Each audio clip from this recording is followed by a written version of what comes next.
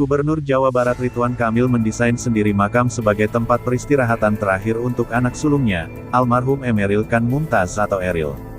Hal ini diungkapkan dalam unggahan di laman akun media sosial miliknya. Ridwan mengunggah sebuah video yang berisi gambar desain dari hasil coretan tangannya menggunakan pulpen. Terdapat pula gambar makam yang didesain menggunakan aplikasi berteknologi.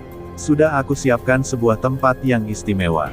Sudah aku desainkan sebuah rumah akhirmu yang indah. Di sebelah sungai kecil, dengan pemandangan gunung dan pesawahan yang hijau permai, ujar Ridwan dalam teks di media sosial tersebut.